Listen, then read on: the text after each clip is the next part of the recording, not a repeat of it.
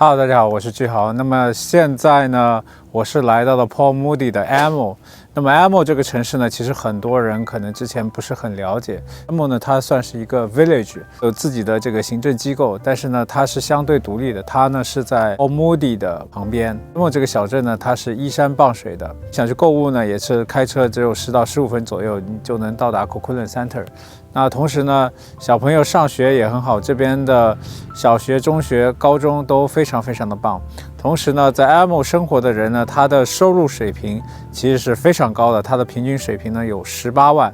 那其实，在整个大温来讲，它是远远高于大温的一个平均水平的。Amo 这个地方呢，它不仅每个 property 它的地很大，然后它建筑的质量非常高，而且房子都非常大。同时呢，它的价格相对于大温的其他很多地方，它都是便宜的非常多的。在这边呢，你才是大家来到了加拿大，真正的享受了加拿大所谓的自然的环境、优美的景色，同时呢，也享受了这边很好的教育资源。Amo 呢，就完全体现了一句叫做隐秘而低调的奢华。做新移民朋友他可能不太清楚这个地方，但是 Amo 这个地方它是非常低调的。风景的话，很多地它起码都是1个 acre 以上的，非常符合咱们中国人的一些对于移民生活的一些向往。它旁边一个 village 叫做 Bacabra， 你住在这边呢，完全可以享受世外桃源一般的生活。过了一段时间呢，这街道上基本上就没有人是在这边走路的。推荐给大家，我觉得很多新移民朋友呢，其实你们可以来关注一下这个 Amo，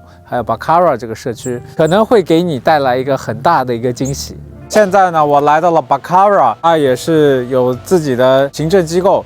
但是呢，它这个里面整个 village 里面呢，可能只有几百户的人家。这里主打的一个 feature 呢，就是有船。那这边很多人呢，他这个房子呢都是依水而建的，所以这边的水景就是一线水景，没有任何遮挡。最大的一个卖点呢，它都是有码头，因为这边的人他住在这边呢，其实咱们再往北边走呢，叫 Indian Arm 一个内湾，在夏天的时候呢。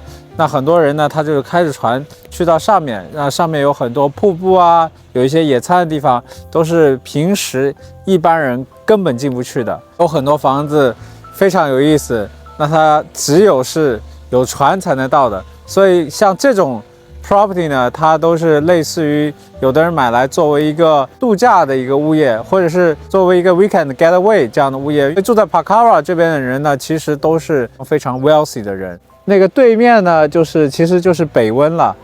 那么北温有的人他 canoe 就是划到 Bacabra 这边来，吃完一个早餐，然后又划回去了。身后的这个公园呢，其实我相信很多人已经非常熟悉了。这边呢是一个钓螃蟹圣地。因为 COVID 这几年呢，我才发现，好多人其实他不太知道这个地方，可能之前也从来没来过，也不知道旁边有这么一个居民区，他可能只知道这个公园。所以呢，我今天就想给大家来稍微的安利一波这个社区它到底是怎么样一个风格，怎么样一种生活模式。大家如果有这样的需求呢，可以和我联系。其实你像今天这个太阳出来之后，那这个风景就非常漂亮了。